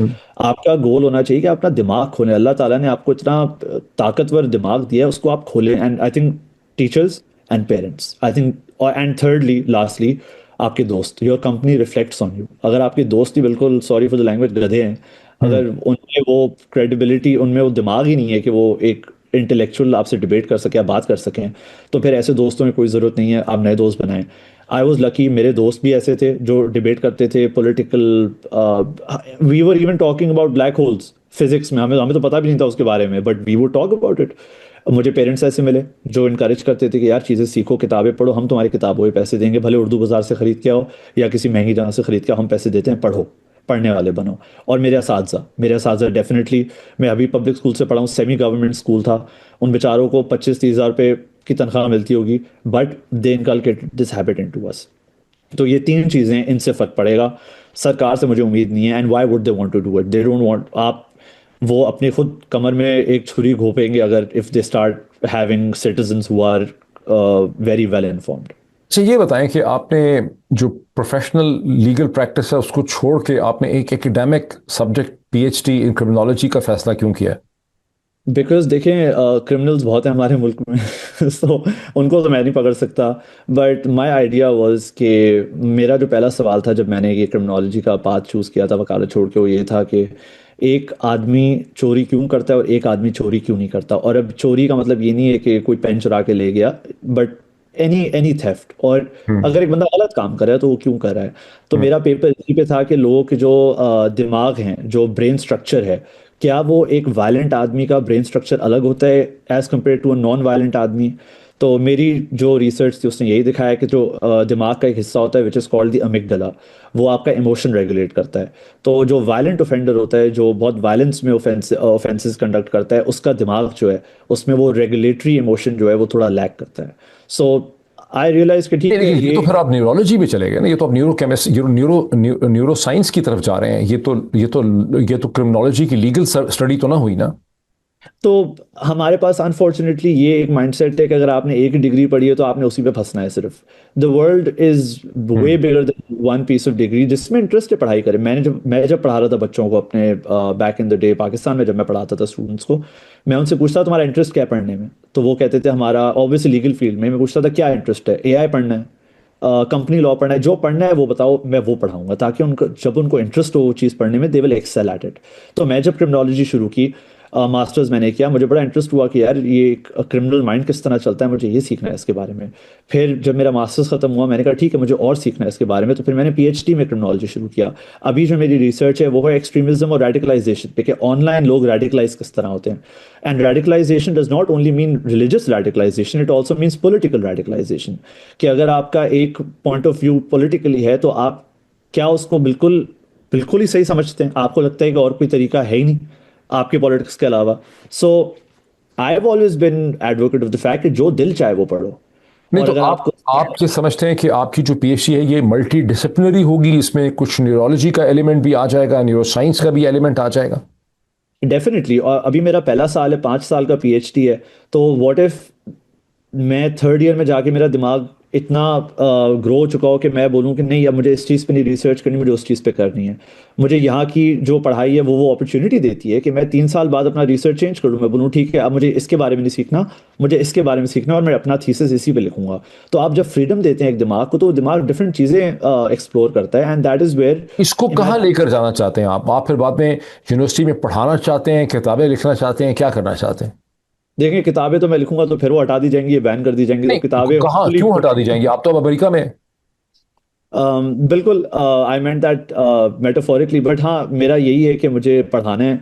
मुझे एक दो असातिज़े ऐसे मिले जिन्होंने मेरी ज़िंदगी बिल्कुल बदली, उन्होंने मेरी आंखें खोली। तो I want to give back to anyone in the community और इन द वर्ल्ड, कि मैं किसी के लिए जिस कि मेरे से किसी ने अच्छाई की, मेरी ज़िंदगी बदली, किसी ने मेरा दिमाग खोला। तो अगर मैं किसी एक बच्चे का भी दिमाग खोल सकूँ तो मेरे ख्याल से मेरा काम इज़ डन। मेरी मेरी ज़िंदगी का मकसद पूरा हो गया, अगर मैंने किसी को थोड़ा सा शऊर दे दिया, थोड़ा सा इल्म दे दिया, थोड़ा सा मैंने उसको ये सिखा दिया कि और मैंने पिछली वीडियोस में ये बात की थी कि I want to teach how to think, not what to think. तो अगर मैं इसमें कामयाब हो जाता हूँ कि मैं एक से दो बच्चे को भी ये सिखा दूँ कि किस तरह सोचना है, तो आई हम्म। थिंक मेरा काम हो गया। तो मुझे मेरी ज़िंदगी का मकसद यही है honestly. It might be very idealistic, but मुझे यही करना है कि मुझे पढ़ाना है, और इस तरह पढ़ाना है कि लोग खुद कन्विंस हों सोचने के बारे में, कि हम किस तरह चीज़ों के बारे में सोचें। So you want to be a teacher and a professor and a faculty member in United States now? Definitely या if that's on the cards. But अगर क्या पता हमारे मुल्क में लोगों को अकल आए, बोले जोनैन एक काम करो तुम आ जाओ यहाँ पे, थोड़ा लोगों को अकल दे दो, हम तुम्हें फैसिलिटेट करते हैं, तो हम तुम्हें will give you all the resources कि तुम आके यहाँ पे पढ़ो। नहीं तो तो शहबाज शरीफ साहब अगर आपको एक ईमेल भेज देते हैं उनके बिहाफ पे, उनका प्रिंसिपल सेक्रेटरी कहता है अ, "मैन, आप आ जाएं, आके यहाँ पढ़ाएं, हम एक नई यूनिवर्सिटी बना रहे हैं", फिर क्या करेंगे आप? देखिए पहले होता था innocent until proven guilty, but अब मैं हर किसी को डाउटफुल नजरिए से देखता हूँ, तो guilty until proven innocent. I don't have any hope with this government. And मैं बड़ा ये एक वूपिंग स्टेटमेंट दे रहा हूँ, but brushing of everyone, but I don't have any faith with this government. May be अगर कोई और गवर्नमेंट आती है, वो एक ऐसे व्यू से आती है जहाँ पे वो इनकरेज करे पढ़ाई लिखाई, तो definitely, but not with this one.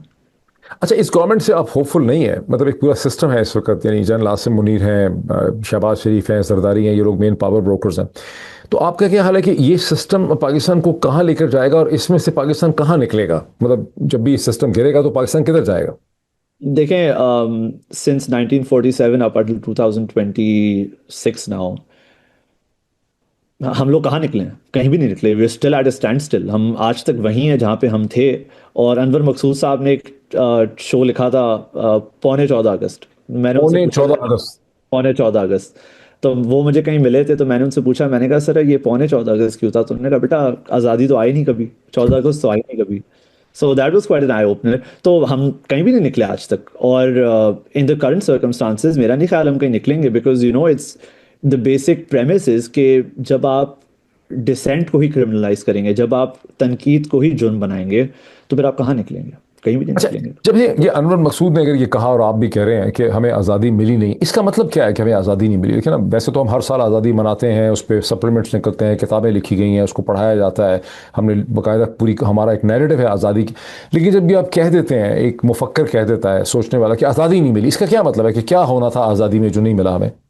देखें, अगर मोहित साहब, अगर मैं और आप ये इंटरव्यू पाकिस्तान में कर रहे होते तो हम कर सकते थे क्या? मुश्किल होता। मुश्किल होता। तो फिर आज़ादी कहाँ की हुई? बहुत ही एक मैं बिल्कुल ग्राउंड पे आपको ग्राउंड रियलिटी का एक बहुत ही बेसिक बच्चों वाला एग्जांपल यही है कि हम नहीं कर सकते थे ये। क्यों नहीं? अब सवाल ये क्यों नहीं कर सकते थे?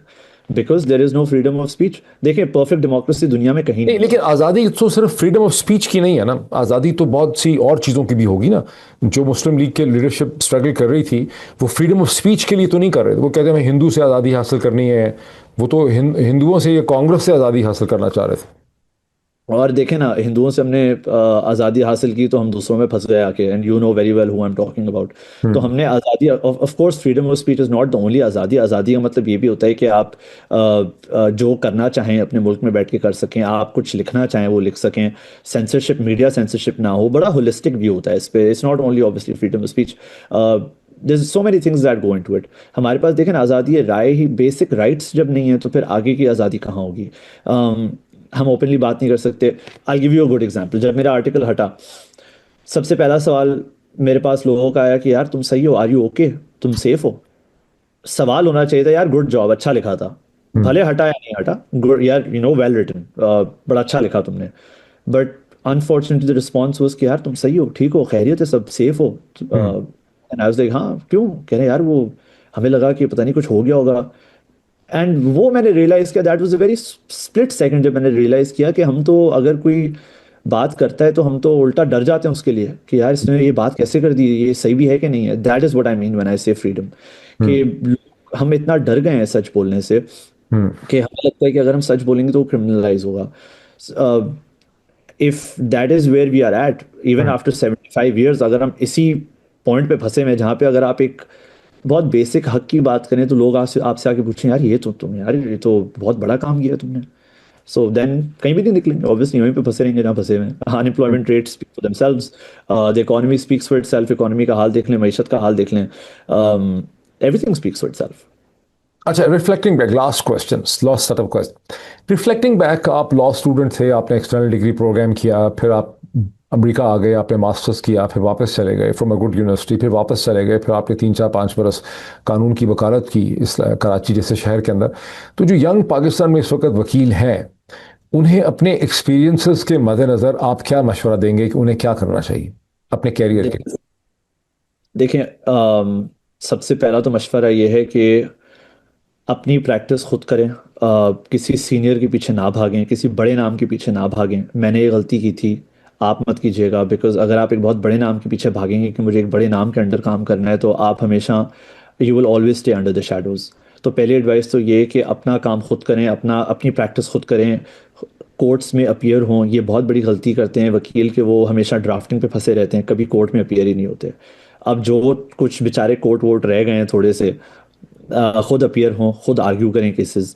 फाइल लेके किसी के पीछे खड़े ना हो, because it only makes you look bad. तो फर्स्ट पीस ऑफ एडवाइस तो यही कि खुद आर्ग्यू करें। सेकंड ये है कि अपने अपने केसेस खुद लें। I know it's very difficult business लेना इस किस्म की सोसाइटी में जहाँ पे बिजनेस है ही नहीं, काम है ही नहीं। But not every one is privileged enough कि वो बाहर जाके पढ़ सके या बहुत एक महंगी डिग्री कर सके। तो आई वुड डेफिनेटली से कि अपनी प्रैक्टिस खुद करें, किसी के पीछे खड़े ना हो। और अगर आप, never be scared to lose, even if you lose a case that is fine. बंदा सीखता है, एडवर्सिटी इज़ अ प्रिविलेज। अगर आप कभी भी यू फॉल डाउन, आप हारें, खैर हो गई, you will only come back stronger. और ये सिर्फ वकालत पे नहीं चलता, है ज़िंदगी का प्रिंसिपल है। Even if you fall you will always come back stronger. So that is genuinely all the advice I have. And the third one is, खुदा का वास्ता है, and this might not go down well with a lot of people, but खुदा का वास्ते election campaigns में मत खड़े हों। वकील का काम इलेक्शन कैंपेन में खड़े होकर कार्ड बांटना नहीं है कि मेरे बॉस को वोट करें।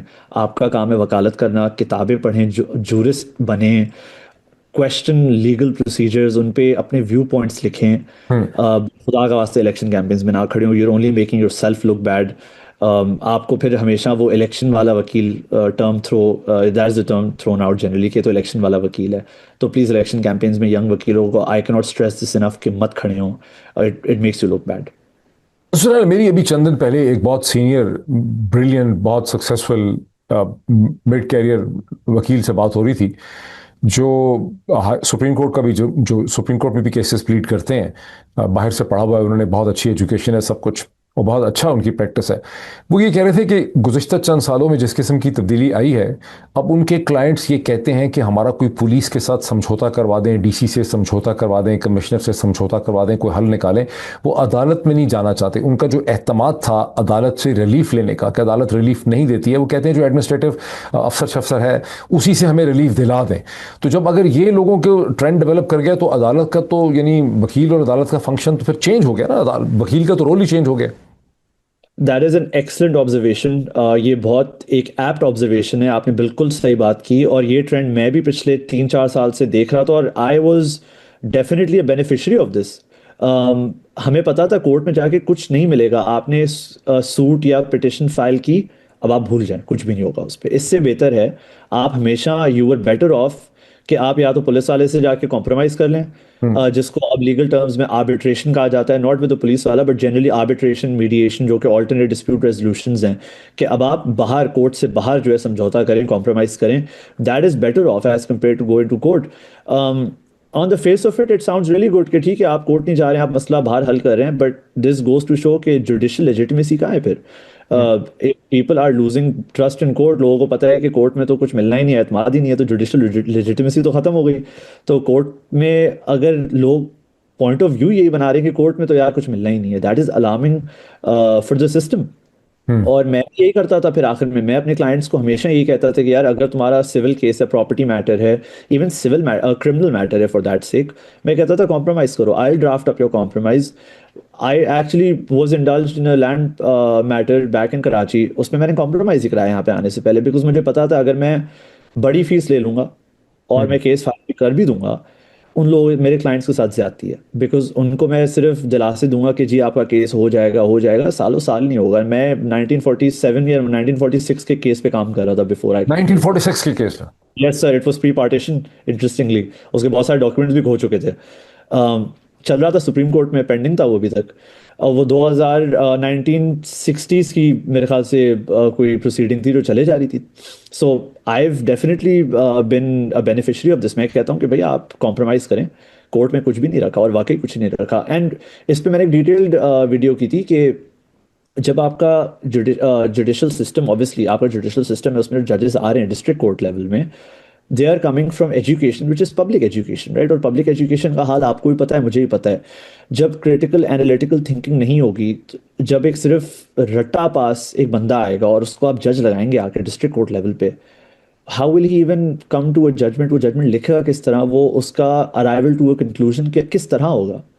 तो जब मेरे जैसा आदमी या फिर कोई जिसने एक किताब ज़्यादा पढ़ी है, वो जाके ऐसे जज के सामने आर्ग्यू करेगा, he will struggle in explaining के केस क्या था, बिकॉज वो बंदा उस एस्पेक्ट से जज सोचेगा ही नहीं। मैंने एग्जांपल भी दिया था कि मैंने एक केस आर्ग्यू किया था, 4 घंटे आर्ग्यू किया था मैंने, 4 hours I argued that case. I knew it was a win win, I lost it, मैं हार गया वो case. That was never an issue. मैंने कहा खैर है, जीत हार जीत होती रहती है, बट जब जजमेंट आई उसकी, यू विल नॉट बिलीव, 4 घंटे के केस में सिर्फ 4 पेज की जजमेंट आई कि हम इस केस को मुस्तरद करते हैं। जो जो मैंने जजमेंट्स दी सुप्रीम कोर्ट की, कोई ऑन रिकॉर्ड नहीं ली गई, कुछ नहीं लिया गया, सिर्फ 4 पेज, 4 जुमलों का, 4 sentences। That was the day I realise, मैंने कहा this this is just how it is going to be, you have to make peace with it, system यही है।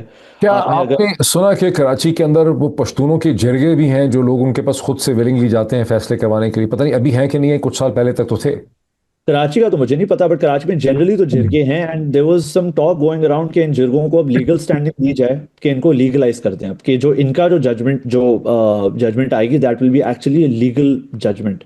And I think that's a good decision. जिरगे में right to a fair trial मिलेगा आपको, आपको evidence presentation भी मिलेगी, audi alteram partem which is rule of natural justice के दोनों साइडों को सुने, वो भी मिलेगा। और 1 साल के आपका तो प्रॉब्लली 1 1.5 हफ्ते 2 हफ्ते में जजमेंट आ जाएगी आपकी। तो I think that was a good good idea, but I don't think वो मटेरियलाइज हुआ। क्या मुझसे एग्री करेंगे कि जो कानून और अदालत है वो एक फंक्शन है of the politics of the country?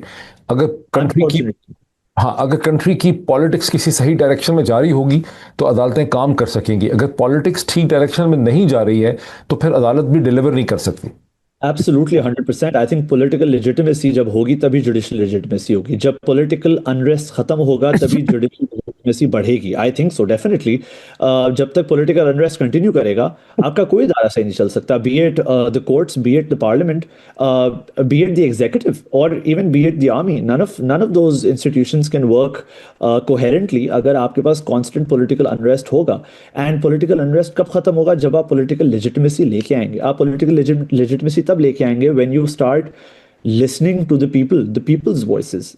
आप अभी सर्वे कराएं, देखें लोगों का दिल किस तरफ है, वो किस पार्टी की तरफ ज्यादा जाना चाह रहे हैं। Run a survey, you might be surprised. So I think that's true. Political unrest जब तक खत्म नहीं होगा तब तक इदारे सही नहीं चलेंगे, और पॉलिटिकल अनरेस्ट सिर्फ तभी खत्म हो सकता है जब आप, even if you don't bring it perfect democracy, bring in, no country has perfect democracy, आप एटलीस्ट दिखा दो लोगों को कि भाई डेमोक्रेसी है, at least on the face of it. I think even that would solve the problem. अच्छा, अब तो आप अमेरिका में आ गए हैं, आप यहाँ पीएचडी कर रहे हैं, 5 साल तो कम से कम आप यहाँ बैठेंगे, तो यहाँ की जो पॉलिटिक्स है उसको भी आप देख रहे हैं कि उसमें क्या हो रहा है?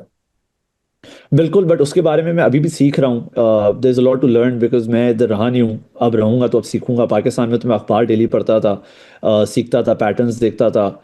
इधर अब आहिस्ता आहिस्ता न्यूयॉर्क टाइम्स पढ़ना शुरू करेंगे, वॉशिंगटन पोस्ट पढ़ना शुरू करेंगे, तो definitely I learn a lot from here as well. But यहाँ पे भी ऑब्वियसली परफेक्ट डेमोक्रेसी नहीं है like every other place, but यहाँ पे ये है कि एटलीस्ट बंदे का वोट काउंट करता है अगर आप वोट दें। मैंने तो वोट ऑब्वियसली नहीं दिया, but from the face of it लगता है कि अगर वोट देते हैं तो वो टारगेट पे ही लगता है।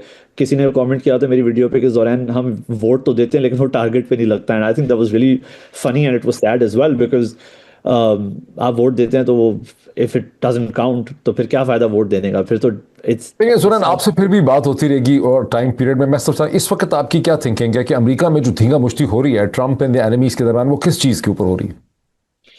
अगेन आई थिंक एक बुढ़ा आदमी है जिसको इक़्तिदार नहीं छोड़ना, और उसने रियलाइज़ कर लिया है कि अब मैंने पूरी ज़िंदगी सियासत की है और कोई स्किल आता नहीं है मुझे, तो मैं करूँगा क्या? तो इसको तो खैर हमारे वाले को तो, इधर वाले को तो स्किल आता है, उसने तो कारोबार की तरह मुल्क चलाया है, तो वो अब अपना कारोबार ही चलाएगा। बट इक़्तिदार, आई थिंक इक़्तिदार इज़ द मेन प्रॉब्लम। इक़्तिदार एक नशा है डेफिनेटली, और ये नशा जिसको लग जाता है उसको छुड़ाना बहुत मुश्किल है। कुरान में जब नशे की बात हो रही थी मेरे ख्याल से इसी नशे की बात हो रही थी कि इक़्तिदार का जो नशा है वो ऐसा है कि डेफिनेटली वो लोगों को उनको अंधा कर देता है।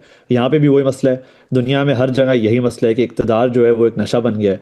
एंड इसकी एडिक्शन इतनी स्ट्रांग हो गई कि जब उसको छुड़वाया जाता है तो उसके विड्रॉल सिम्टम्स ऐसे होते हैं कि लोग अपने मुल्क तबाह करने पर तैयार होते हैं लेकिन ताकत छोड़ने के लिए तैयार नहीं होते। ज़ोरैन, बहुत शुक्रिया, thank you so much. Thank you. We look forward to stay in touch. Absolutely.